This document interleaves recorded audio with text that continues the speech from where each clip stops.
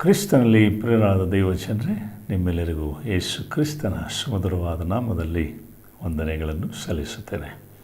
ನೀವೆಲ್ಲರೂ ಆರೋಗ್ಯವಾಗಿ, ಕ್ಷೇಮವಾಗಿ, ಸಂತೋಷವಾಗಿದ್ದೀರೆಂದು ನಾನು ನಂಬುತ್ತೇನೆ.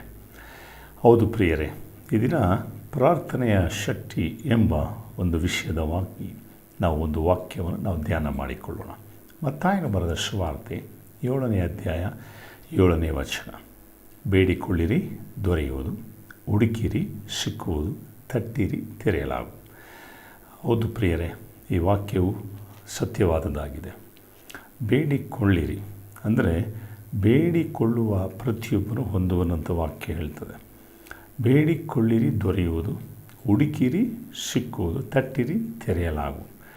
ದೊರೆಯುವವರೆಗೂ ಬೇಡಬೇಕು, ಸಿಕ್ಕುವವರೆಗೂ ಹುಡುಕಬೇಕು, ಬಾಗಿಲು ತೆರೆಯುವವರೆಗೂ ಬಾಗಿಲು ತಟ್ಟಬೇಕು.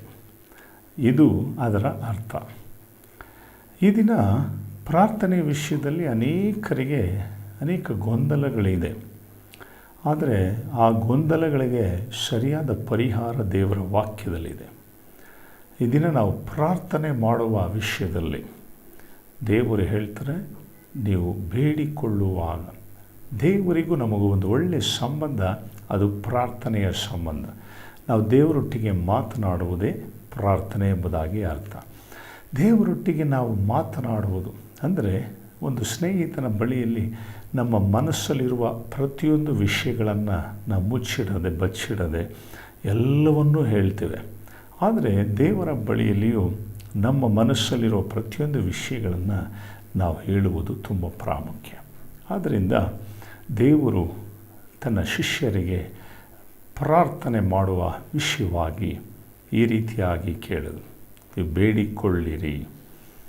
ಹೌದು ಪ್ರಿಯರೇ, ಸತ್ಯವೇದದಲ್ಲಿ ಹನ್ನಳು ಎಂಬ ಒಂದು ಮಕ್ಕಳಿಲ್ಲದೆ ಇರುವಂತಹ ಒಂದು ಸ್ತ್ರೀ ಇರ್ತಾಳೆ. ಆ ಗಂಡನು ಎಲ್ಕಾನೋನು ಅಂತ ಹೇಳಿ, ಆತನಿಗೆ 2 ಹೆಂಡತಿಯರು. ಮೊದಲನೇದಾಗಿ ಪೆನಿನಿಯಳು ಎನ್ನುವುದ ಆ ಸ್ತ್ರೀಗೆ ಮಕ್ಕಳಿರ್ತಾರೆ. ಪ್ರತಿ ವರ್ಷ ಇವರು ದೇವರಿಗೆ ಹೋಮವನ್ನು, ಯಜ್ಞವನ್ನು ಅರ್ಪಿಸುವಾಗ ಈ ಪೆನಿನಿಯಳಿಗೆ 2 ಪಾಲು ಹೆಚ್ಚಾಗಿ ಸಿಗ್ತಾಯಿತ್ತು. ಆದರೆ ಈ ಒಂದು ಹನ್ನಳಿಗೆ ಮಕ್ಕಳಿಲ್ಲದೆ ಇರುವ ಕಾರಣ ಅವರಿಗೆ ಒಂದೇ ಒಂದು ಪಾಲು ಸಿಗ್ತಾಯಿತ್ತು. ಈಕೆ ಏನೆಲ್ಲ ಪ್ರಯತ್ನ ಮಾಡಿದರೂ ಮಕ್ಕಳು ಆಗಲಿಲ್ಲ. ಆಸ್ತಿ ಇದೆ, ಐಶ್ವರ್ಯ ಇದೆ, ಎಲ್ಲ ಇದೆ, ಮಕ್ಕಳ ಭಾಗ್ಯ ಇಲ್ಲ. ಇಂಥ ಸಂದರ್ಭದಲ್ಲಿ ಆಗ ದೇವರ ಬಳಿಯಲ್ಲಿ ಮೊರೆ ಹೋಗ್ತಾರೆ. ಹೌದು ಪ್ರಿಯ ದೇವಜನರೇ, ಈಕೆ ದೇವರ ಬಳಿಯಲ್ಲಿ ಮೊರೆ ಹೋಗಿ ಪ್ರಾರ್ಥನೆ ಮಾಡ್ತಾಳೆ. ದೇವರೇ, ನನಗೆ ಎಲ್ಲ ಇದೆ, ಆದರೆ ಮಕ್ಕಳಿಲ್ಲ ಎಂಬುದಾಗಿ ಪ್ರಾರ್ಥನೆ ಮಾಡ್ತಾಳೆ. ಆಗ ಈಕೆ ಪ್ರಾರ್ಥನೆಯಲ್ಲಿ ಇನ್ನೊಂದು ಕಾರ್ಯವನ್ನು ನಾವು ಗಮನಿಸಬಹುದು. ದೇವರೇ, ನನಗೊಂದು ಗಂಡು ಮಗುವನ್ನು ಕೊಡುವುದಾದರೆ ಆ ಮಗುವನ್ನು ಪ್ರತಿಷ್ಠೆ ಮಾಡ್ತೀನಿ. ಆ ಮಗು ನಿನಗೋಸ್ಕರ ನಿನ್ನ ಆಲಯದಲ್ಲಿ ನಿನ್ನ ಸೇವೆಗಾಗಿ ಪ್ರತಿಷ್ಠೆ ಮಾಡ್ತೀನಿ.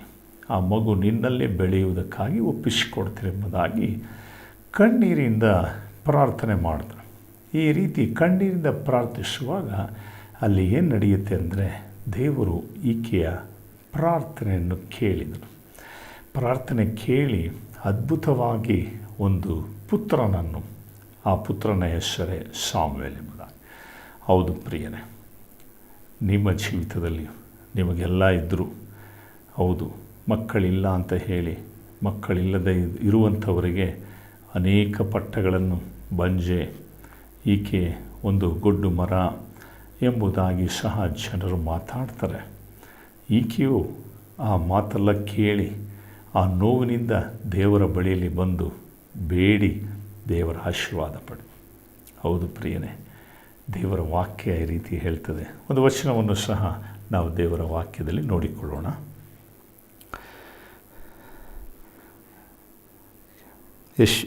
ಮತ್ತಾಯನ ಬರೆದ ಸುವಾರ್ತೆ 21-22ನೇ ವಾಕ್ಯದಲ್ಲಿ, ನೀವು ನಂಬಿಕೊಂಡು ಪ್ರಾರ್ಥನೆಯಲ್ಲಿ ಏನೇನು ಬೇಡಿಕೊಳ್ಳುವಿರೋ ಅದನ್ನೆಲ್ಲ ಹೊಂದುವಿರಿ ಎಂಬುದಾಗಿ ಹೇಳಿದರು. ನಂಬಿಕೆಯಿಂದ ಪ್ರಾರ್ಥನೆಯಲ್ಲಿ ನೋಡಿ, ನಂಬಿಕೆ ಪ್ಲಸ್ ಪ್ರಾರ್ಥನೆ = ಉತ್ತರ. ನಂಬಿಕೆಯಿಂದ ಪ್ರಾರ್ಥನೆಯಲ್ಲಿ ಏನೆಲ್ಲ ನೀವು ಬೇಡಿಕೊಳ್ಳುತ್ತೀವೋ ಅದನ್ನೆಲ್ಲ ಹೊಂದಿಕೊಳ್ಳುತ್ತೀರಿ. ನನಗೊಬ್ಬ ತಂಗಿ ಇದ್ದಾರೆ. ಅವರಿಗೆ ಸುಮಾರು 17 ವರ್ಷಗಳ ಕಾಲ ಮಕ್ಕಳಿಲ್ಲದೆ ಇರುವಂಥ ಪರಿಸ್ಥಿತಿ. ಆಕೆ ಏನೆಲ್ಲ ಜನ ಹೇಳಿದ ಹಾಗೆ ಏನೆಲ್ಲ ಮಾಡಬೇಕು, ಏನೆಲ್ಲ ಔಷಧಿ ತಗೋಬೇಕು, ಎಲ್ಲೆಲ್ಲ ಗುಡಿ ಗೋಪುರಗಳು ಪ್ರತಿಯೊಂದು ಕಡೆಗಳೆಲ್ಲ ಹೋಗಿ ಅವರೇನು ಮಾಡ್ತಾರೆ, ದೇವರನ್ನು ಬೇಡ್ಕೊಳ್ತಾರೆ. ಆದರೆ ಆಕೆಗೆ ಮಕ್ಕಳ ಭಾಗ್ಯ ದೊರೆಯಲಿಲ್ಲ. ಒಂದು ದಿನ ನನ್ನ ಬಳಿ ಬಂದು ಕೇಳಿದರು, ಅಣ್ಣ ನನಗೆ ಮಕ್ಕಳಿಲ್ಲ, ನನ್ನ ಕುಟುಂಬದಲ್ಲಿ ತುಂಬ ಕಷ್ಟ ವೇದನೆ ಅನುಭವಿಸ್ತಾ ಇದ್ದೀನಿ. ಹೌದು ಪ್ರಿಯರೇ, ಜೀವನದಲ್ಲಿ ಮಕ್ಕಳಿಲ್ಲ ಅಂದರೆ ಅದರ ಹಿಂದೆ ಬರುವಂಥ ಅವಮಾನ ಇರ್ಬೋದು, ನಿಂದನೆ ಇರ್ಬೋದು, ಚುಚ್ಚು ಮಾತಿರ್ಬೋದು. ಅದು ಯಾರು ಅನುಭವಿಸ್ತಾರೆ ಅಂದರೆ ಆ ರೀತಿ ಕೊರತೆ ಇರುವಂಥವ್ರು ಮಾತ್ರನೇ. ಅದು ನಮ್ಮೆಲ್ಲರಿಗೂ ಅರ್ಥ ಆಗೋದಿಲ್ಲ. ಆಗ ಆ ಸಮಯದಲ್ಲಿ ನಾನು ಒಂದು ಆಲೋಚನೆ ಕೊಟ್ಟೆ, ನೋಡಮ್ಮ, ನೀನು ಕರ್ತನಾದ ಯೇಸುವಿನ ಮೇಲೆ ನಂಬಿಕೆ ಇಟ್ಟು ನೀನು ಪ್ರಾರ್ಥನೆ ಮಾಡು, ಈ ವರ್ಷದಲ್ಲಿ ನಿಶ್ಚಯವಾಗಿ ನಿನಗೆ ಕೊಡ್ತಾರೆ ಎಂಬುದಾಗಿ ನಾನು ಅವರಿಗೆ ಹೇಳಿದೆ. ಹಾಗೆ ಆಕೆ ಬಂದು ಪ್ರಾರ್ಥನೆ ಮಾಡಿ ದೇವರಲ್ಲಿ ನಂಬಿಕೆ ಇಟ್ಟು ಬೇಡುವಾಗ ಒಂದು ಸುಂದರವಾದ ಹೆಣ್ಣು ಮಗನ್ನು ದೇವರು ಅವರಿಗೆ ಕೊಟ್ಟರು. ಹೌದು ಪ್ರಿಯರೇ, ನೀವು ನಂಬಿಕೆಯಿಂದ ನೀವು ಪ್ರಾರ್ಥಿಸುವಾಗ ಒಂದು ವೇಳೆ ವ್ಯಾಧಿ ಇದ್ದರೂ ಗುಣವಾಗುತ್ತೆ, ಒಂದು ವೇಳೆ ಮಾಟ ಮಂತ್ರ ಇದ್ದರೂ ಬಿಡುಗಡೆ ಆಗುತ್ತೆ, ಒಂದು ವೇಳೆ ನಿಮ್ಮ ಜೀವಿತದಲ್ಲಿ ಅನೇಕ ಸಮಸ್ಯೆಗಳಿದ್ದರೂ ಪರಿಹಾರವಾಗುತ್ತೆ. ದೇವರು ಹೇಳಿದ ಮಾತು ನಿಶ್ಚಯವಾಗಿ ನೆರವೇರುತ್ತದೆ. ಹೌದು ಪ್ರಿಯ, ನಂಬಿಕೆಯಿದ್ದು ಪ್ರಾರ್ಥಿಸುವಾಗ ನೀವೇನು ಬೇಡಿದರೂ ಅದನ್ನು ನೀವು ಪಡೆದುಕೊಳ್ತೀರ ಎಂಬುದಾಗಿ ಸತ್ಯವೇದ ಹೇಳ್ತದೆ. ಹೌದು ಪ್ರಿಯರೇ, ಇನ್ನೊಂದು ವಚನವನ್ನು ಸಹ ನಾವು ನೋಡಿಕೊಳ್ಳೋಣ. ಯೋಹಾನ 15:16 ನೀವು ನನ್ನ ಆರಿಸಿ ತೆಗೆದುಕೊಂಡೆ, ನಾನು ನಿಮ್ಮನ್ನು ಆರಿಸಿ ತೆಗೆದುಕೊಂಡೆನು, ನೀವು ಹೊರಟು ಫಲ ಕೊಡಬೇಕೆಂಬುದಾಗಿಯೂ ನೀವು ಕೊಡುವ ಫಲವು ನಿಲ್ಲುವಂಥದ್ದಾಗಿರಬೇಕೆಂದರೂ ನಿಮ್ಮನ್ನು ನೇಮಿಸಿದ್ದೇನೆ. ಹೀಗಿರಲಾಗಿ ನನ್ನ ಹೆಸರಿನಲ್ಲಿ ತಂದೆಯನ್ನು ಏನೇನು ಬೇಡಿಕೊಳ್ಳುವಿರೋ ಅದನ್ನು ಆತ ನಿಮಗೆ ಕೊಡುವನು. ಹೌದು ಪ್ರಿಯರೇ, ನೀವು ಯೇಸುವಿನ ಹೆಸರಿನಲ್ಲಿ ಒಂದು ಫೋನ್ ನಂಬರ್ ನಿಮಗೆ ನಾನು ಪರಿಚಯ ಮಾಡಿಸ್ತೇನೆ. ಯೋಹಾನ 14:14 ನೀವು ನನ್ನ ಹೆಸರಿನಲ್ಲಿ ನೀವೇನು ಕೇಳ್ತೀರೋ ಅದನ್ನು ನಾನು ಕೊಡ್ತೀನಿ.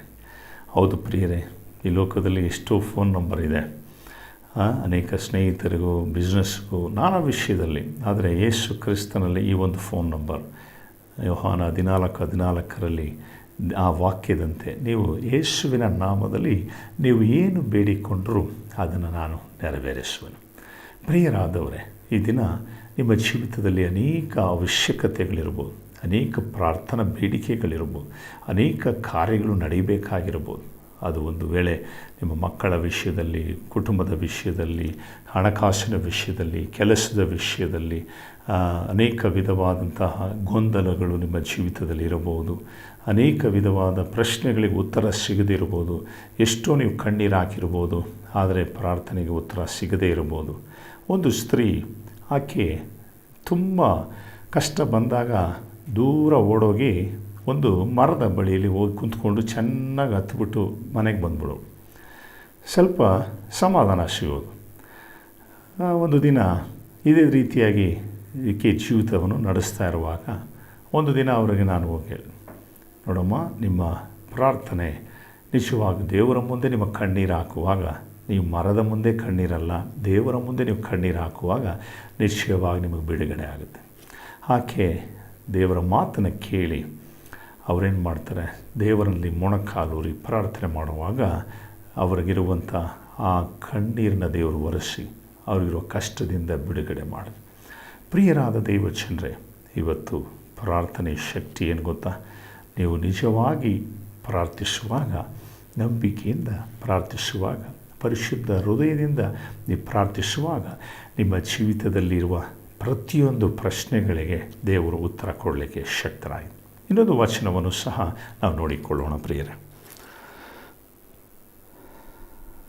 1 ಯೋಹಾನ 3:22 ನಾನು ಆತನ ಆಜ್ಞೆಗಳನ್ನು ಕೈಗೊಂಡು ಆತನ ಎಣಿಕೆಯಲ್ಲಿ ಮೆಚ್ಚಿಯಾದ ಕಾರ್ಯಗಳನ್ನು ಮಾಡುವನಾಗಿರುವುದರಿಂದ ಏನು ಬೇಡಿದರೂ ಆತನಿಂದ ಹೊಂದುವೆನು. ಹೌದು ಪ್ರಿಯರೇ, ಈ ವಚನ ಏನು ಹೇಳ್ತದೆ ಅಂದರೆ, ನಾನು ದೇವರ ಆಜ್ಞೆಯನ್ನು ಕೈಗೊಂಡು, ಎರಡನೇದಾಗಿ ಮೆಚ್ಚುಗೆಯಾಗಿ ನಡೆದರೆ ನಾನು ಏನು ಕೇಳಿದರೂ ದೇವರು ಕೊಡಲಿಕ್ಕೆ ಶಕ್ತನಾಗಿದೆ. ಪ್ರಿಯರಾದವರೇ, ಈ ದಿನ ನಾವು ಪ್ರಾರ್ಥನೆ ಮಾಡುವಾಗ ದೇವರ ಆಜ್ಞೆ ಅಂದರೆ ದೇವರ ವಚನಗಳು, ದೇವರು ನಮಗಾಗಿ ಅನೇಕ ಆಜ್ಞೆಗಳನ್ನು ದೇವರು ಸತ್ಯವೇದದಲ್ಲಿ ಕೊಟ್ಟಿದ್ದಾರೆ. ಆ ಆಜ್ಞೆಗಳನ್ನು ತಪ್ಪದೆ ಅನುಸರಿಸುವರಾಗಿ, ತಪ್ಪದೆ ಕೈಗೊಳ್ಳುವರಾಗಿದ್ದರೆ ನಿಜವಾಗಿಯೂ ನಿಮ್ಮ ಜೀವಿತದಲ್ಲಿ ದೇವರಿಗೆ ಮೆಚ್ಚುಗೆಯಾದದನ್ನೇ, ಅಂದರೆ ನೀವು ಪ್ರಾರ್ಥನೆ ಮಾಡುವಾಗ ನೀವು ಮತ್ತೊಬ್ಬರ ಹತ್ರ ಜಗಳ ಮಾಡ್ಕೊಂಡು ಪ್ರೇಯರ್ ಮಾಡೋದು, ಇಲ್ಲ ಅನೇಕ ರೀತಿ ಕೋಪದಿಂದ ಅನೇಕ ವಿಷಯಗಳಲ್ಲಿ ಹೌದು ಸಮಾಧಾನ ಕೆಟ್ಟು ಹೋಗಿ ಮತ್ತೊಬ್ಬನ ಬೈದು ಕೂತ್ಕೊಂಡು ಪ್ರಾರ್ಥನೆ ಮಾಡೋಕ್ಕೆ ಕೂತ್ಕೊಂಡಾಗ ಸಾಧ್ಯ ಆಗೋದಿಲ್ಲ, ನೀವು ಪ್ರಾರ್ಥನೆ ಮಾಡೋಕ್ಕೆ ಆಗೋದಿಲ್ಲ. ಅದಕ್ಕೇ ದೇವರು ಹೇಳ್ತಾರೆ, ನಾವು ಪ್ರಾರ್ಥನೆ ಮಾಡುವಾಗ ದೇವರ ಆಜ್ಞೆ ಏನು ಹೇಳ್ತದೆ, ನೀವು ಒಂದೇ ಮನಸ್ಸಿಂದ ಪರಿಶುದ್ಧ ಹೃದಯದಿಂದ ಪ್ರಾರ್ಥನೆ ಮಾಡುವಾಗ ಒಂದು ಒಳ್ಳೆಯ ಸಮಯವನ್ನು, ನೀವು ನಿರ್ದಿಷ್ಟ ಸಮಯವನ್ನು ಮುಂಜಾನೆ, ಮಧ್ಯಾಹ್ನ, ರಾತ್ರಿ, ದಾನಿಯೇಲನು 3 ಬಾರಿ ಪ್ರಾರ್ಥಿಸ್ತಾ ಇದ್ದ, ದಾನಿಯೇಲನು 3 ಬಾರಿ ಪ್ರಾರ್ಥಿಸ್ತಾ ಇದ್ದ, ದಾವೀದನು ನೋಡುವಾಗ 7 ಬಾರಿ ದೇವರನ್ನ ಸ್ತುತಿಸ್ತಾ ಇದ್ದ. ಹೌದು ಪ್ರಿಯರೇ, ಇವತ್ತು ನಿಮ್ಮ ಜೀವಿತದಲ್ಲಿ ನೀವು ಪ್ರಾರ್ಥಿಸುವಾಗ, ದೇವರು ಮೆಚ್ಚುಗೆಯಾಗಿ ನಡೆಯುವಾಗ, ನೀವೇನು ಕೇಳಿದರೂ ಅದನ್ನು ಕೊಡುವುದಕ್ಕೆ ದೇವರು ಶಕ್ತರಾಗಿದ್ದಾರೆ. ಹೌದು ಪ್ರಿಯರೇ, ಇನ್ನೊಂದು ವಚನವನ್ನು ಸಹ ನಾವು ನೋಡಿಕೊಳ್ಳೋಣ. ಆ ವಾಕ್ಯ ಈ ರೀತಿಯಾಗಿ ಹೇಳ್ತದೆ, ನೀವು ನನ್ನಲ್ಲಿಯೂ ನನ್ನ ವಾಕ್ಯ ನಿಮ್ಮಲ್ಲಿ ನೆಲೆಗೊಂಡಿದ್ದರೆ ಏನು ಬೇಕಾದರೂ ಬೇಡಿಕೊಳ್ಳಿರಿ, ಅದು ನಿಮಗೆ ದೊರೆಯುವುದು. ಯೋಹಾನ 15:7. ಹೌದು ಪ್ರಿಯರೇ, ನೀವು ನನ್ನಲ್ಲಿ, ನನ್ನ ವಾಕ್ಯ ನಿಮ್ಮಲ್ಲಿ ನೆಲೆಗೊಂಡಿದೆ. ದೇವರಲ್ಲಿ ನಾವು ನೆಲೆಗೊಂಡಿರಬೇಕು, ದೇವರ ವಾಕ್ಯ ನಮ್ಮಲ್ಲಿ ನೆಲೆಗೊಂಡಿರಬೇಕು. ಅಂದರೆ ಅದರ ಅರ್ಥ ನಾವು ದೇವರಲ್ಲಿ ನೆಲೆಗೊಂಡಿರುವುದಂದರೆ ದೇವರ ನಂಬಿಕೆಯಲ್ಲಿ, ಭಕ್ತಿಯಲ್ಲಿ, ಪ್ರಾರ್ಥನೆಯಲ್ಲಿ, ದೇವರ ಅನ್ಯೋನ್ಯತೆಯಲ್ಲಿ, ದೇವರ ಐಕ್ಯತೆಯಲ್ಲಿ ನಾವು ನೆಲೆಗೊಂಡಿದ್ದಾಗ ನಿಶ್ಚಯವಾಗಿ ಆತನ ವಾಕ್ಯ ನಮ್ಮ ಹೃದಯದಲ್ಲಿ ಇದ್ದು ಕೇಳಿಕೊಂಡಾಗ ಅದರಿಂದ ನೀವು ಏನು ಕೇಳಿದರೂ ಬೇಡಿದರೂ ನಿಮಗೆ ದೊರೆಯುವುದು. ಹೌದು ಪ್ರಿಯರೇ, ಈಗ ಕೇಳುವಂಥ ವಿಷಯ ಈ ದಿನದಲ್ಲಿ ಅನೇಕರು ನನಗೆ ಏರೋಪ್ಲೇನ್ ಬೇಕು, ಏರೋಪ್ಲೇನ್ ದೇವ್ರು ಕೊಟ್ಟರು ನಿಲ್ಲಿಸ್ಕೊಳ್ಳೋಕೆ ಜಾಗ ಇರಲ್ಲ. ಕೆಲವರು ಅವರು ಬಂದಂಗೆ ಪ್ರಾರ್ಥನೆಯನ್ನು ಕೇಳ್ತಾರೆ. ಆದರೆ ಮೊದಲನೇದಾಗಿ ನಾವು ಪ್ರಾರ್ಥನೆ ಮಾಡುವಾಗ ಮೊದಲು ನಮಗೆ ಅಗತ್ಯವಾದದ್ದು ಏನೆಂಬುದಾಗಿ ನಾವು ನೋಡುವುದಾದರೆ, ಮೊದಲು ದೇವರ ಚಿತ್ತಾನುಸಾರವ, ಮೊದಲು ದೇವರ ರಾಜ್ಯಕ್ಕಾಗಿ, ನೀತಿಗಾಗಿ ನಾವು ತವಕಪಟ್ಟು ಪ್ರಾರ್ಥಿಸುವಾಗ ನಿಮಗೆ ಬೇಕಾದಲ್ಲ ದೇವರು ಖಂಡಿತ ಕೊಡುವರಾಗಿದ್ದ. ಮೊದಲ ಆದ್ಯತೆ ನಮ್ಮ ಆತ್ಮಕ್ಕೆ ಸಂಬಂಧವಾದದ್ದು, ಎರಡನೇ ಆದ್ಯತೆ ನಮ್ಮ ಶರೀರಕ್ಕೆ ಸಂಬಂಧವಾದದ್ದು, ಮೂರನೇ ಆದ್ಯತೆ ನಮ್ಮ ಪ್ರತಿದಿನದ ಒಂದು ಆರ್ಥಿಕ ಸಮಸ್ಯೆಯ ಅಗತ್ಯತೆಗಳು. ಅದರ ಕಾರ್ಯಗಳನ್ನು ನಾವು ದೇವರಲ್ಲಿ ಬೇಡಿಕೊಂಡಾಗ ನಿಶ್ಚಯವಾಗಿ ಅದನ್ನು ದೇವರು ನೆರವೇರಿಸಲು ಶಕ್ತನಾಗಿದ್ದಾರೆ. ಒಂದು ದಿನ ಡಾಕ್ಟರ್ ಮೋಡಿ ಎನ್ನುವಂಥ ದೇವ ಸೇವಕರು ಅವರೊಂದು ದೊಡ್ಡ ಒಂದು ಹಾಸ್ಟೆಲನ್ನು ಇಟ್ಟು ಸುಮಾರು 5,000 ಮಂದಿ ಆಹಾರ, ಪ್ರತಿದಿನ ಬೆಳಗ್ಗೆ ಹಾಲು, ಬ್ರೆಡ್ಡು, ಮಧ್ಯಾಹ್ನ ಊಟ, ರಾತ್ರಿ ಊಟ, ಈ ರೀತಿಯಾಗಿ ಅವರು ಮಕ್ಕಳನ್ನು ಪೋಷಣೆ ಮಾಡ್ತಾಯಿದ್ರು. ಅನಾಥ ಮಕ್ಕಳನ್ನು ಪೋಷಿಸ್ತಾ ಇರುವಂಥ ಸಮಯದಲ್ಲಿ ಒಂದು ದಿನ ಮಕ್ಕಳಿಗೆ ಹಾಲಿಲ್ಲ, ಬ್ರೆಡ್ ಇಲ್ಲ, ಊಟ ಇಲ್ಲ. ಅವರ ಒಂದು ವಿಶ್ವಾಸ, ನಂಬಿಕೆ ಏನೆಂದರೆ, ನಾನು ಯಾರ ಹತ್ರನೂ ಕೇಳಬಾರ್ದು, ನಾನು ದೇವರ ಹತ್ರ ಮಾತ್ರ ನಾನು ಕೇಳಬೇಕಂತ ಹೇಳಿ ಅವ್ರು ಪ್ರತಿದಿನ ಪ್ರಾರ್ಥನೆ ಮಾಡಿ ದೇವರನ್ನು ಕೇಳ್ತಾಯಿದ್ರು. ಒಂದು ದಿನ ಈ ರೀತಿಯಾದ ಕೊರತೆ ಬಂದಾಗ ಅವರೇನು ಮಾಡಿದ್ರು, ಮಕ್ಕಳಿಗೆ ಇನ್ನೇನು 8 ಗಂಟೆ 5 ನಿಮಿಷ ಇದೆ, ಎಲ್ಲರಿಗೂ ಪ್ಲೇಟೆಲ್ಲ ಇಡ್ರಿ, ದೇವ್ರು ಕೊಡ್ತಾರೆ ಅಂತ ಒಂದು ನಂಬಿಕೆ. ನಂಬಿಕೆಯಿಂದ ಪ್ರಾರ್ಥನೆ ಮಾಡ್ತಾಯಿದ್ದಾರೆ. ದೇವರೇ, ಇದುವರೆಗೂ ನೀನು ಎಲ್ಲವನ್ನು ಕೊಟ್ಟಿದೆಯಾ, ಇವತ್ತು ಸಹ ನೀನು ಕೊಡ್ತೀಯ ಅಂಥೇಳಿ ಅವರು ಪ್ರಾರ್ಥನೆ ಮಾಡ್ತಾಯಿದ್ರು. ಅದೇ ಗಳಿಗೆಯಲ್ಲಿ ಅವರ ಹಾಸ್ಟೆಲ್ ಮುಂದೆಯೇ ಒಂದು ದೊಡ್ಡ ಒಂದು ಹಾಲಿನ ಟ್ಯಾಂಕರ್, ಹಾಲಿನ ವಾಹನ ಬಂದು ನಿಲ್ಲಿಸಿದ್ರು. ಅವರು ಈ ಹಾಸ್ಟೆಲ್ಗೆ ಮಕ್ಕಳಿಗೆ ಈ ಹಾಲನ್ನು ಕೊಡ್ತೀವಿ ಉಚಿತವಾಗಿ, ನಾವೇನು ಹೇಳಿಲ್ವಲ್ಲ.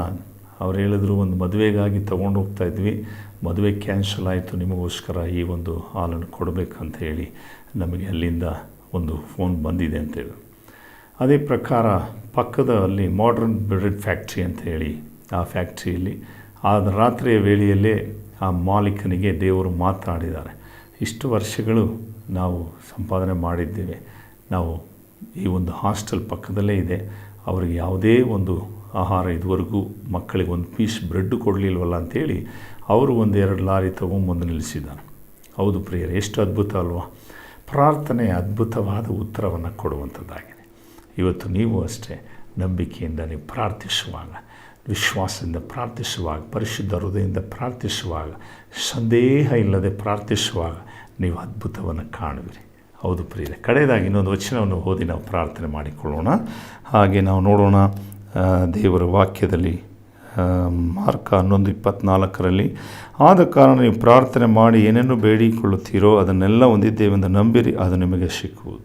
ಹೌದು, ದೇವರ ಸಮ್ಮುಖದಲ್ಲಿ ಪ್ರಿಯರೇ ನಾವು ಪ್ರಾರ್ಥನೆ ಮಾಡುವಾಗ ಏನಂತ ಪ್ರಾರ್ಥಿಸಬೇಕು, ಇದಕ್ಕಾಗಿ ಪ್ರಾರ್ಥಿಸಬೇಕು, ಯಾವ ರೀತಿ ಪ್ರಾರ್ಥಿಸಬೇಕು ಎನ್ನುವುದನ್ನೆಲ್ಲ ನೀವು ಕಲಿತುಕೊಳ್ಳಬೇಕಾಗಿದೆ.